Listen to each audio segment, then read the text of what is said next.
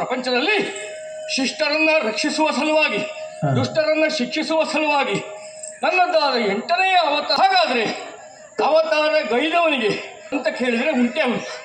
ಹಾಗೆ ನಾನು ಹುಟ್ಟಿದ್ದು ಮಧುರೆಯ ಸೆರೆಮನೆಯಲ್ಲಿ, ಬೆಳೆದದ್ದು ನನ್ನ ಗೋಕುಲದ ಮುಕ್ತ ವಾತಾವರಣದಲ್ಲಿ ಅನ್ನುವ ಪ್ರಶ್ನೆ ಇತ್ತು. ಆದರೆ ಈ ಹೊತ್ತು ಯಾದವರೆನ್ನುವರು ಭರತಖಂಡದ ರಾಜಕೀಯದ ಚುಕ್ಕಾಣಿಯನ್ನು ಹಿಡಿಯುವಂತಹ ಸ್ಥಾನಕ್ಕೇರಿದ್ದಾರೆ ಅಂತಾರೆ. ಅದು ನಮ್ಮ ಸಾಧನೆ ನಾವು ಅಂತ ಹೇಳಿಕೊಳ್ಳಬೇಕು. ಆ ನಿಟ್ಟಿನಲ್ಲಿ ನಾವು ನೆಮ್ಮದಿಯನ್ನ ಕಲ್ಪಿಸಿದ್ದೇವೆ ಯಾದವ ಕುಲದವರಿಗೆ ಎಂಬ ಕಾರಣಕ್ಕಾಗಿಯೇ ಸಭೆಯನ್ನು ಸೇರಿದಾಕ್ಷಣ ನಮ್ಮವರೆಲ್ಲರೂ ಎದ್ದು ನಿಂತು ಜಯಘೋಷ ಮಾಡುವುದು. ಕೇವಲ ಇಲ್ಲಿ ಅಂತಲ್ಲ, ನಮ್ಮಣ್ಣ ಬಲಭದ್ರನ ಸಭೆ ಕೆಲವು ಸಾರಿ ಮಾತ್ರ ಪ್ರತ್ಯೇಕ, ಹಾಗಂತ ಅಲ್ಲಿಗೂ ಆಗಾಗ ಹೋಗುವುದು. ಇನ್ನು ಇಲ್ಲಿಯೇ ಒಟ್ಟೋದಾಗ ವಿಶೇಷ ಬರಲಿ ನೋಡುವ. ಸುರಪನಾನೆಯು ಭಾಗ ಪರ್ಯಂತೆ ರವಿಯಂತೆ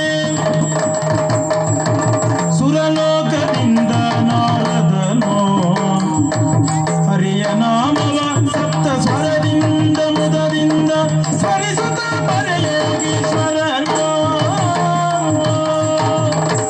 ನಾರದ ಮುನಿಪನ ಕಾಣೇತ್ರ ಕರುಣಾಳು ಕೂಡಿ ಸಂತೋಷದಲ್ಲಿ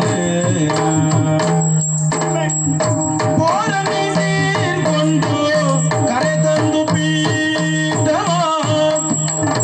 ಏರಿಸಿ ವಿನಯದನೆಯ ಬ್ರಹ್ಮಮಾಸ ಪುರಾಂತಹ ನಾರದರಿಗೆ, ದೇವ ಋಷಿಗಳಿಗೆ ಕೃಷ್ಣನ ಪ್ರಣಾಮಗಳು. ದೇವರಿಗೂ ಪ್ರಣಾಮಗಳು. ಸ್ವಾಮಿ, ತ್ರಿಲೋಕ ಸಂಚಾರಿಗಳು ನೀವು. ಅಂತಹ ನಿಮ್ಮ ಪುಣ್ಯ ಪಾದಕ್ಕೆ ನಾವು ಮತ್ತೊಮ್ಮೆ ವಂದಿಸಿಕೊಳ್ತಾ ಇದ್ದೇನೆ.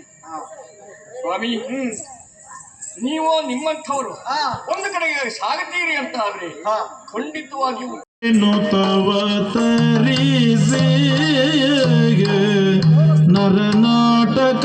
ನರನಾಟಕದಿರಂಜಿಪ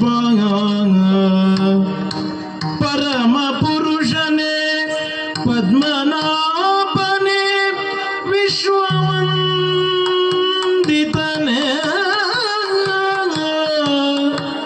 ಪರಮ ಪುರುಷನೇ ಪದ್ಮನಾಭನೇ ವಿಶ್ವವಂದಿತನೇ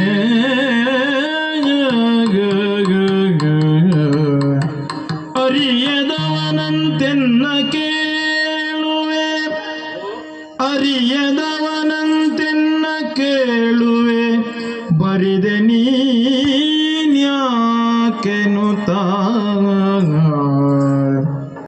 ಇತ್ತನ ಮುನಿಪ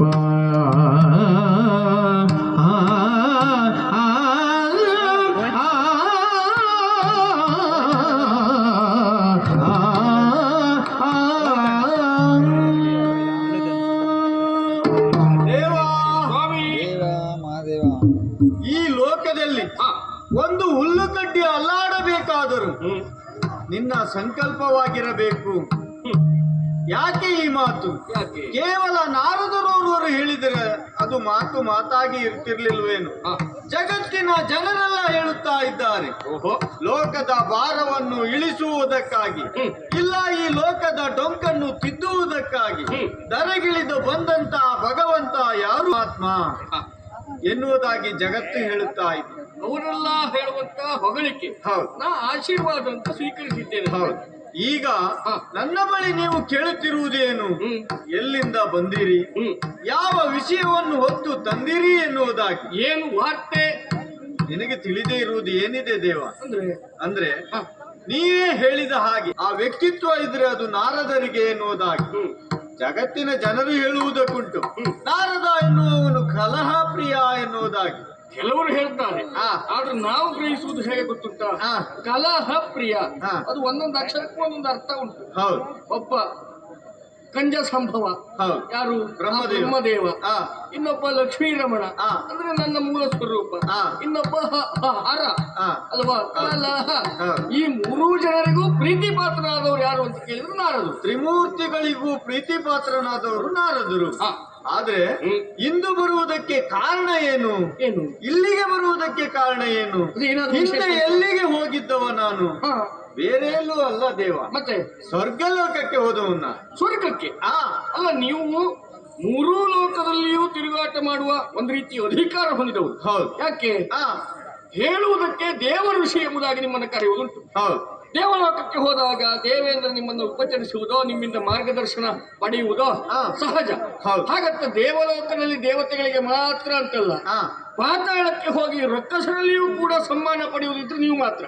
ಒಂದು ರೀತಿಯಲ್ಲಿ ಅವರಿರುವರಲ್ಲಿ ವೈರ ಇದ್ದರೂ ನಿಮ್ಮ ಮೇಲೆ ಯಾರೂ ಸಿಟ್ಟು ಮಾಡಿಕೊಳ್ಳಿಕ್ಕಿಲ್ಲ, ಅಲ್ವಾ? ಎಲ್ಲರಿಗೂ ಬೇಕಾದವರು. ಇನ್ನು ಭೂಲೋಕದಲ್ಲಿ ಅಂತೂ ನಿಮ್ಮನ್ನ ಕಂಡಾಕ್ಷರದಲ್ಲಿ ಕಾಲಿಗರಿಗೆ ನಿಮ್ಮ ಆಶೀರ್ವಾದವನ್ನ ಪಡೆಯುತ್ತಾರೆ.